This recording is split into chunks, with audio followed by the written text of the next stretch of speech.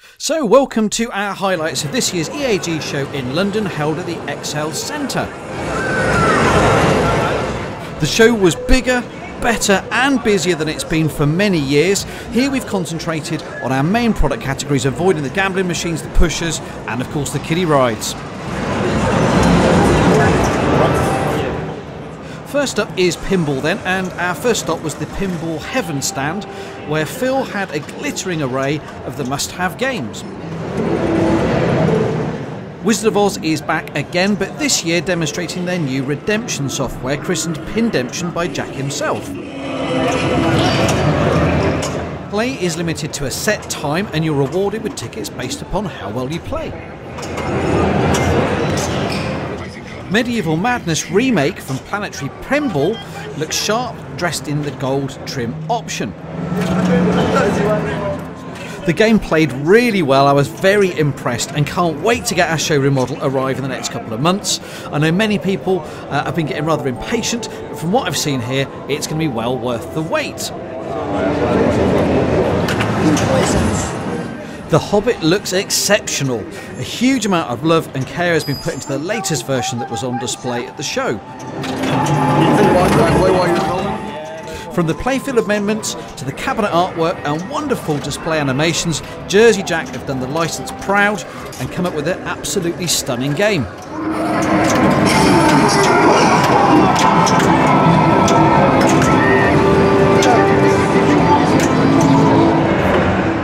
Jack was good enough to demonstrate the game for us himself, showing off his skills and gameplay features. Check out our other videos for much more on The Hobbit.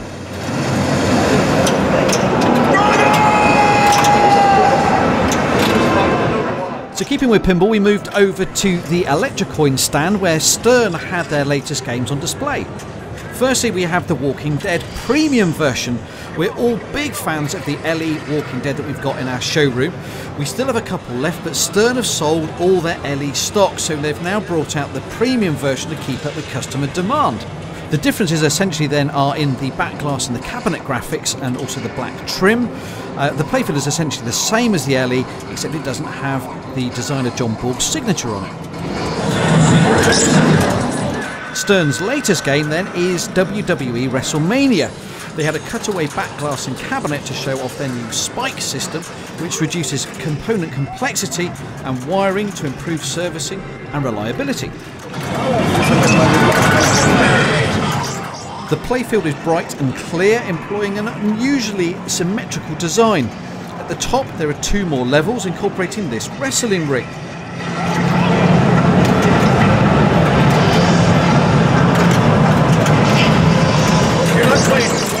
With skillful use of the flipper buttons to activate the slingshots at the top, it's possible to keep the ball up here for a really long time, maybe too long even. To be honest, it was tough to tell how good this game is due to the sparse early code. The final pinball visit then was to the Highway stand, who was showing their full Throttle game. We'll have more on this and their future games, including Alien, in another video when we visit their factory in the near future. Okay, so that's it for the world of pinball. It is great to see so much going on with some great new games coming out in the very near future. Now we move on to arcade machines. Number one on our list to visit is the awesome Star Wars Battle Pod. It's a bit big and pricey for your average home customer, but this game was amazing. I shot this gameplay video though through the rear window, so apologies that it's not all that clear.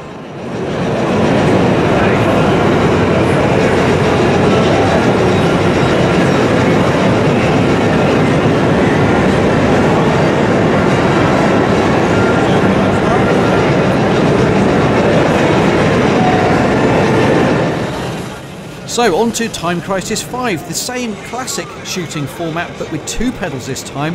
The action is as frenetic as ever, featuring great graphics and sound. It's sure to prove to be a popular game.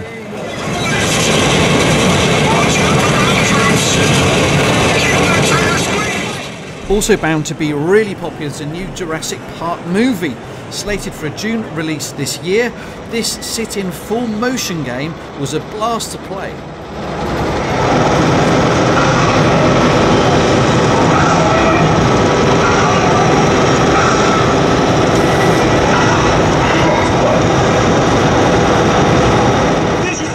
Roger and I spent ages on Jurassic Park, but he was also keen to show off his shooting skills in one of our favourite showroom games, Big Buck Hunter. This version though is the new HD version.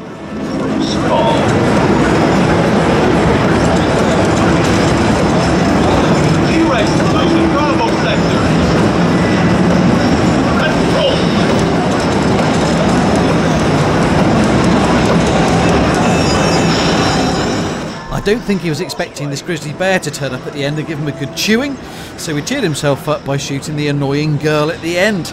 Now that would be a good sequel. Also on the fantastic Namco stand, which was incidentally the biggest at the show, was the wonderful Mario Kart DX with super big screens bursting with colour.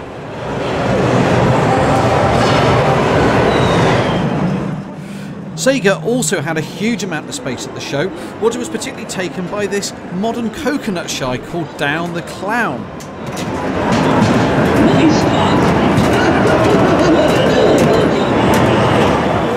I have to say it's not really my cup of tea, but Roger seemed to enjoy himself.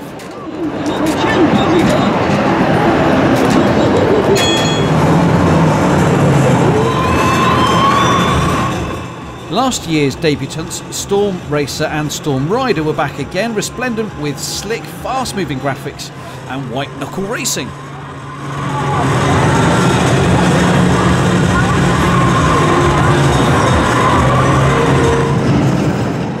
This year's new racing game from Sega is Showdown, here with 4-player big-screen link-up, or here with smaller, closer linked-up play.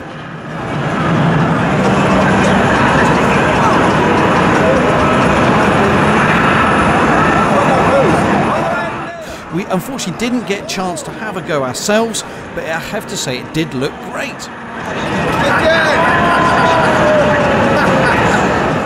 Sega were also big on Transformers, with several different size versions on display. This was the biggest and it was absolutely massive.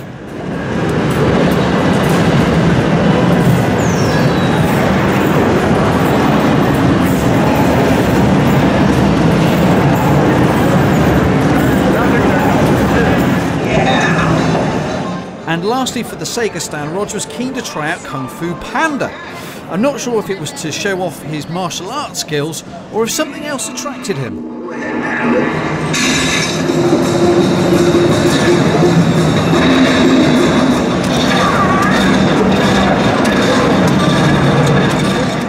He does appear to be naturally talented at Kung Fu Panda, achieving fists of awesomeness. Go-Go Pony seemed to be his natural calling, however. Looking very much at home on his pink horse, it brought back memories of Dave astride Final Furlong on Western Pier. Not as easy as it looks, however. Rod seems to be having trouble with his noble steed.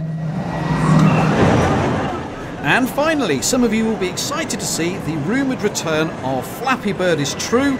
The short-lived smartphone sensation was also available to play. Okay, so that's it for another year. Check out Abby's awesome blog for more info and pics.